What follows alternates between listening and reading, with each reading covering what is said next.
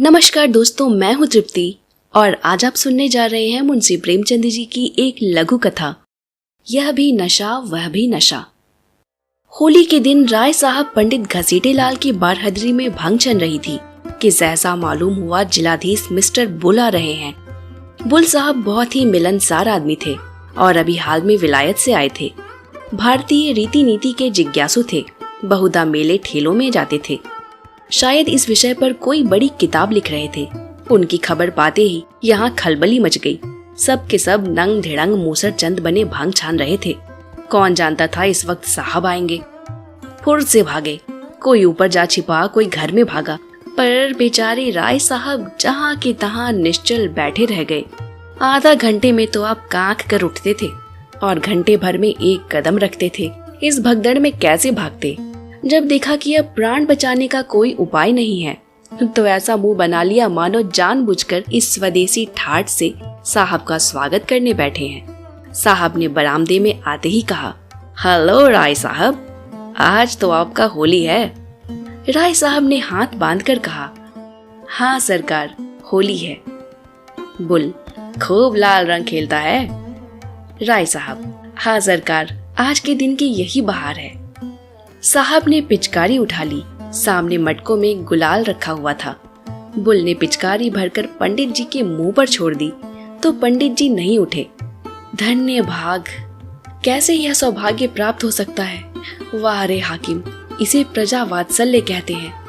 आह, इस वक्त सेठ जोखन राम होते तो दिखा देता कि यहाँ जिला में अफसर इतनी कृपा करते हैं। बताएं आकर कि उन पर किसी गोरे ने कभी पिचकारी छोड़ी है। जिलाधीश का कहना ही क्या, यह पूर्व तपस्या का फल है और कुछ नहीं। कोई पहले 1 सहस्त्र वर्ष तपस्या करे तब यह परम पद पा सकता है। हाथ जोड़कर बोले, धर्मावतार, आज जीवन सफल हो गया। जब सरकार ने होली खेली तो मुझे भी हुक्म मिले कि अपने हृदय की अभिलाषा पूरी कर लूं। यह कहकर राय साहब ने गुलाल का एक टीका साहब के माथे पर लगा दिया। बुल, इस बड़े बर्तन में क्या रखा है राय साहब। राय, सरकार, यह भंग है, बहुत विधि पूर्वक बनाई गई है हुजूर। बुल, इसे पीने से क्या होगा। राय, हुजूर की आंखें खुल जाएंगी, बड़ी विलक्षण वस्तु है सरकार। बुल, हम भी पिएगा। राय साहब को जान पड़ा मानो स्वर्ग के द्वार खुल गए हैं और वह पुष्पक विमान में बैठे ऊपर उड़े चले जा रहे हैं। ग्लास तो साहब को देना उचित न था, पर कुल्हड़ में देते संकोच होता था। आखिर बहुत ऊंच नीच सोचकर ग्लास में भंग उड़ेली और साहब को दी। साहब पी गए। मारे सुगंध के चित्त प्रसन्न हो गया। दूसरे दिन राय साहब इस मुलाकात का जवाब देने चले। प्रातः काल ज्योतिषी से मुहूर्त पूछा। पहर रात गए साइत बनती थी, अतएव दिन भर खूब तैयारियां की। ठीक समय पर चले। साहब उस समय भोजन कर रहे थे। खबर पाते ही सलाम दिया।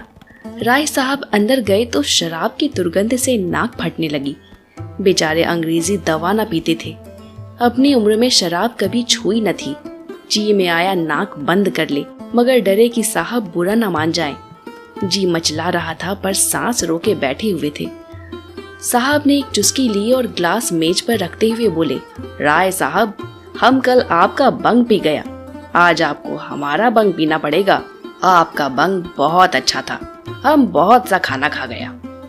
राय, हुजूर, हम लोग मदिरा हाथ से भी नहीं छूते, हमारे शास्त्रों में इसको छूना पाप कहा गया है। बुल, नहीं नहीं, आपको पीना पड़ेगा राय साहब, पाप पुण्य कुछ नहीं होता। यह हमारा बंग है, वह आपका बंग है, कोई फर्क नहीं। उससे भी नशा होता है, इससे भी नशा होता है, फिर फर्क कैसा। राय, नहीं धर्मावतार, मदिरा को हमारे यहाँ वर्जित किया गया है। बुल, ऐसा कभी होने नहीं सकता। शास्त्र मना करेगा तो इसको भी मना करेगा, उसको भी मना करेगा, अफीम को भी मना करेगा। आप इसको पिए, डरे नहीं, बहुत अच्छा है। यह कहते हुए साहब ने एक ग्लास में शराब उड़ेलकर राय साहब के मुंह से लगा ही तो दी। राय साहब ने मुंह फेर लिया और आंखें बंद करके दोनों हाथों से साहब का हाथ हटाने लगे। साहब की समझ में यह रहस्य न आता था। वह यही समझ रहे थे कि यह डर के मारे नहीं पी रहे। अपने मजबूत हाथों से राय साहब की गर्दन पकड़ी और ग्लास मुंह की तरफ बढ़ाया। राय साहब को अब क्रोध आ गया। साहब खातिर से कुछ भी कर सकते थे पर धर्म नहीं छोड़ सकते थे। जरा कठोर स्वर में बोले, हुजूर हम वैष्णव हैं, हम इसे छूना भी पाप समझते हैं। राय साहब इसके आगे और कुछ न कह सके, मारे आवेश में कंठावरोध हो गया। एक क्षण बाद जरा स्वर को संयत करके फिर बोले, हुजूर भंग पवित्र वस्तु है, ऋषि मुनि साधु महात्मा देवी देवता सब इसका सेवन करते हैं। सरकार हमारे यहाँ इसकी बड़ी महिमा लिखी है। कौन ऐसा पंडित है जो बूटी न जानता हो, लेकिन मदिरा का तो सरकार हम नाम लेना भी पाप समझते हैं। बुल ने ग्लास हटा लिया और कुर्सी पर बैठकर बोला, तुम पागल का माफिक बात करता है। धर्म का किताब बंग और शराब दोनों को बुरा कहता है, तुम उसको ठीक नहीं समझता। नशा को इसलिए सारा दुनिया बुरा कहता है कि इससे आदमी का अकल खत्म हो जाता है, तो बंग पीने से पंडित और देवता लोग का अकल कैसे खत्म नहीं होगा, यह हम नहीं समझ सकता।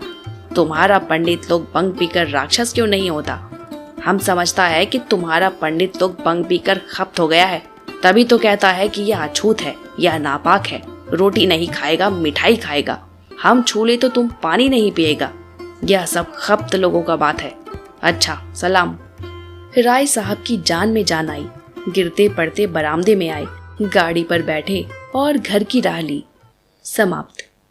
दोस्तों अगर आपको ये कहानी पसंद आई तो इसे लाइक और शेयर करना ना भूले। कहानी पर अपनी प्रतिक्रिया आप मुझे कमेंट बॉक्स में बता सकते हैं। अगर अब तक आपने इस चैनल को सब्सक्राइब नहीं किया तो इसे प्लीज सब्सक्राइब कीजिए। मिलते हैं अगले वीडियो में एक और अनमोल कहानी के साथ।